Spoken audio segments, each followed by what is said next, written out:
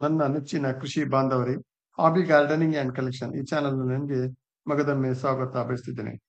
ಮಿತ್ರರೇ, ನಾನು ಇವತ್ತು ಪರ್ಷಿಯನ್ ಬೆಕ್ಕು ಇದರ ಬಗ್ಗೆ ಮಾಹಿತಿ ಒಳಗೊಂಡಂತಹ ವಿಡಿಯೋ ಮಾಡುತ್ತಿದ್ದು, ಇಲ್ಲಿ ನಾನು ಮುಖ್ಯವಾಗಿ ಪರ್ಷಿಯನ್ ಕ್ಯಾಟ್ ನಲ್ಲಿ ಬರುವಂತಹ ತಳಿಗಳು, ಬೆಳೆಸುವ ರೀತಿ, ಬೇಕಾದಂತಹ ವಾತಾವರಣ, ಆಹಾರ, ನೀರು, ಸ್ಥಳ, ಬರಬಹುದಾದಂತಹ ರೋಗಗಳು, ಇಡಬೇಕಾದಂತಹ ಔಷಧಿಗಳು ಮೊದಲಾದ ವಿಷಯಗಳ ಬಗ್ಗೆ ಇಲ್ಲಿ ಮಾಹಿತಿ ಒದಗಿಸಲಿದ್ದು, ಇನ್ನು ವಿಷಯದ ಕಡೆಗೆ ಹೋಗೋದಕ್ಕಿಂತ ಮುಂಚೆ ಕೃಷಿ ಪ್ರಿಯರಾದ ತಾವೆಲ್ಲರೂ ಕೃಷಿ ಆಧಾರಿತ ನಮ್ಮ ಚಾನೆಲ್ ಅನ್ನು ಸಬ್ಸ್ಕ್ರೈಬ್, ಲೈಕ್, ಶೇರ್ ಮಾಡುವರೆ ವಿನಂತಿಸಿಕೊಳ್ತಿದ್ದೇನೆ. ಮಿತ್ರರೇ, ಹೆಸರೇ ಸೂಚಿಸಿದಂತೆ ಪರ್ಷಿಯನ್ ಬೆಕ್ಕುಗಳು ಮೂಲತಃ ಪರ್ಷಿಯನ್ ದೇಶದ ಬೆಕ್ಕುಗಳಾಗಿದ್ದು, ಇದನ್ನು ಬೆಳೆಸುವುದು ನಮ್ಮ ಸ್ಥಳೀಯ ಬೆಕ್ಕುಗಳಿಗಿಂತ ಭಿನ್ನವಾಗಿದ್ದು, ಸ್ವಲ್ಪ ಮಟ್ಟಿಗೆ ಅನುಭವ ಖಂಡಿತವಾಗಿಯೂ ಇಲ್ಲಿ ಬೇಕಾಗ್ತದೆ. ಇದನ್ನು ದೊಡ್ಡ ಪ್ರಮಾಣದಲ್ಲಿ ಕಮರ್ಷಿಯಲ್ ಆಗಿ ಸಾಕಿ ಮಾರಾಟ ಮಾಡುವುದಾದ್ರೆ ಇದೊಂದು ಲಾಭದಾಯಕ ಕೆಲಸವಾಗಿರ್ತದೆ. ಇದರ ಬೇಡಿಕೆ ಸದಾ ಇದ್ದೇ ಇರ್ತದೆ. ಈ ಬೆಕ್ಕುಗಳಿಗೆ ಮಾರ್ಕೆಟ್ನಲ್ಲಿ ಸಿಗುವ ಅದರದ್ದೇ ಆದ ಆಹಾರಗಳು ಕಡ್ಡಾಯವಾಗಿ ಬೇಕಾಗಿದ್ದು, ಆದರೆ ಅಭ್ಯಾಸ ಮಾಡಿದರೆ ಒಂದು 50% ಆಹಾರವನ್ನು ನಮ್ಮ ಮನೆಯಲ್ಲಿಯೇ ತಯಾರಿಸಿ ನೀಡಬಹುದಾಗಿದೆ. ಇದರಿಂದ ಸಾಕಾಣಿಕಾ ಖರ್ಚು ಕಡಿತಗೊಳಿಸಬಹುದಾಗಿದೆ, ಅಲ್ಲದೆ ಬೆಕ್ಕುಗಳ ಆರೋಗ್ಯವು ಉತ್ತಮಗೊಳಿಸಬಹುದಾಗಿದೆ. ಇಲ್ಲಿ ಮುಖ್ಯವಾಗಿ ಈ ಬೆಕ್ಕುಗಳಲ್ಲಿ ಕೆಲವು ಉಪಜಾತಿಗಳು ಬರ್ತವೆ. ಅವು ಬೆಕ್ಕಿನ ಮುಖದ ಆಕಾರದ ಮೇಲೆ ಹೊಂದಿರ್ತವೆ. ಉದಾಹರಣೆಗೆ ಹೇಳ್ಬೇಕಂದ್ರೆ doll face, semi punch, pure punch, extreme punch, ಹೀಗೆ ಅವುಗಳ ಮುಖದ ಆಧಾರದ ಮೇಲೆ ನಿರ್ಣಯವಾಗ್ತದೆ. ಡಾಲ್ ಫೇಸ್ ತುಂಬಾನೇ ಗಟ್ಟಿಯಾದ ದೇಹ ಹೊಂದಿದ್ದು, ಉತ್ತಮ ಮಟ್ಟದ ರೋಗ ನಿರೋಧಕ ಶಕ್ತಿ ಹೊಂದಿರ್ತದೆ.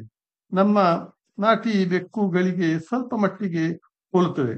ಇದರ ಸಾಕಾಣಿಕೆಯು ಸುಲಭವಾಗಿದ್ದು, ಬೆಲೆಯಲ್ಲಿಯೂ ಸ್ವಲ್ಪ ಮಟ್ಟಿಗೆ ಕಡಿಮೆ ಬೆಲೆ ಇಲ್ಲಿ ಇದು ಸಿಗುತ್ತದೆ. ನಂತರದ ಈ ಸೆಮಿ ಪಂಚ್, ಈ ಪ್ಯೂರ್ ಪಂಚ್, ಎಕ್ಸ್ಟ್ರೀಮ್ ಪಂಚ್ಗಳು ಕ್ರಮವಾಗಿ ಒಂದಕ್ಕಿಂತ ಉತ್ತಮ ಮಟ್ಟದ್ದಾಗಿದ್ದು, ತಳಿಗಳಿಗೆ ಅನುಸಾರವಾಗಿ ಬೆಲೆ ಹೆಚ್ಚಾಗ್ತಾನೆ ಹೋಗ್ತದೆ. ಮತ್ತು ಸಾಧಾರಣ ಒಂದು ಡಾಲ್ ಫೇಸ್ ಮರಿಗೆ 3,000ದಿಂದ ಆರಂಭ ಆದರೆ, ಹೈ ಕ್ವಾಲಿಟಿಯ ಸ್ಟ್ರೀಮ್ ಪಂಚ್ ಮರಿಗಳು 10-15,000 ತನಕವು ಬೆಲೆ ಬಾಳ್ತವೆ. ಇಲ್ಲಿ ಬೆಕ್ಕುಗಳ ರೋಮಗಳ ಗಾತ್ರವು ಗಣನೆಗೆ ಬರ್ತದೆ. ಚಿಕ್ಕ ರೋಮದಲ್ಲಿದ್ರೆ ಸಿಂಗಲ್ ಕೋಟ್, ಉದ್ದವಿದ್ರೆ ಡಬಲ್ ಕೋಟ್, ಇನ್ನೂ ಉದ್ದವಿದ್ರೆ ಟ್ರಿಬಲ್ ಕೋಟ್ ಎಂದು ಕರೆಯುತ್ತಾರೆ. ಮತ್ತು ಬಣ್ಣಗಳು ಕೂಡ ಬೆಲೆ ನಿಗದಿಪಡುವಲ್ಲಿ ಪ್ರಮುಖವಾದ ಪಾತ್ರ ವಹಿಸ್ತದೆ. ಆಯಾ ಪ್ರದೇಶದಲ್ಲಿರುವಂತಹ ಡಿಮ್ಯಾಂಡ್ಗೆ ಅನುಸಾರವಾಗಿ ಬೆಲೆ ನಿಗದಿಯಾಗ್ತದೆ. ಈ ಬೆಕ್ಕುಗಳಿಗೆ ಶುದ್ಧವಾದ ಆಹಾರ, ಶುದ್ಧವಾದ ನೀರು ಅಗತ್ಯವಾಗಿದ್ದು, ಗಾಳಿಯಾಡುವಂತಹ ಉತ್ತಮ ಬೆಳಕು ಇರುವಂತಹ ವಾಸಸ್ಥಳ ಕಡ್ಡಾಯವಾಗಿ ಬೇಕಾಗ್ತದೆ. 3 ತಿಂಗಳಿಗೊಮ್ಮೆ ಜಂತು ಹುಳುವಿಗೆ ಮದ್ದು ನೀಡುವುದು ತುಂಬಾನೇ ಅಗತ್ಯವಾಗಿದ್ದು, ಸುಮಾರು 10 ತಿಂಗಳ ಬೆಕ್ಕುಗಳು ಪ್ರೌಢಾವಸ್ಥೆಗೆ ಬಂದು ಮರಿ ನೀಡಲು ಆರಂಭಿಸುತ್ತವೆ. ಸಾಕಾಣಿಕೆಯ ರೀತಿ ಅನುಗುಣವಾಗಿ 2ರಿಂದ ಸಾಧಾರಣ 8 ಮರಿಗಳಿಗೆ ಒಮ್ಮೆಲೆ ಜನ್ಮ ನೀಡುತ್ತವೆ. ಮರಿಗಳು ಸಾಧಾರಣ ಒಂದು 40-45 ದಿನಗಳವರೆಗೆ ತಾಯಿಯ ಹಾಲನ್ನು ಕುಡಿದು, ನಂತರ 45-50 ದಿವಸಕ್ಕೆ ಸೆಲ್ಫ್ ಫೀಡಿಂಗ್ ಮಾಡುವಂತೆ ಆ ಸ್ಟೇಜ್ಗೆ ಬರ್ತವೆ. ಆ ಸಮಯದಲ್ಲಿ ತಾಯಿಯಿಂದ ಬೇರ್ಪಡಿಸಿ ಮಾರಾಟ ಮಾಡಬಹುದಾಗಿದೆ. ಮರಿಗಳನ್ನು ಶುದ್ಧವಾಗಿ ಇಟ್ಟುಕೊಳ್ಳದಿದ್ರೆ ಫಂಗಲ್ ಡಿಸೀಸ್ ಬರಬಹುದಾಗಿದೆ. ಕೆಲವೊಮ್ಮೆ ದೊಡ್ಡ ಬೆಕ್ಕುಗಳಲ್ಲಿಯೂ ಈ ಫಂಗಿಸ್ ಡಿಸೀಸ್ ಕಾಣಸಿಗ್ತದೆ. ಮತ್ತೆ ವಾಂತಿ ಮತ್ತೆ ಕೆಲವೊಮ್ಮೆ ಬೇದಿಯು ಬೆಕ್ಕುಗಳಲ್ಲಿ ಕಾಣಿಸುತ್ತದೆ.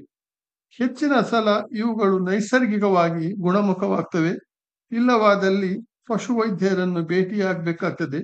ಬೆಕ್ಕುಗಳಿಗೆ ರೋಗ ಬಾಧೆ ಕಡಿಮೆ ಮಾಡಲು ರೋಗ ನಿರೋಧಕ ಚುಚ್ಚುಮದ್ದನ್ನು ಪ್ರತಿ ವರ್ಷ ನಾವು ಕೊಡಬೇಕಾಗ್ತದೆ.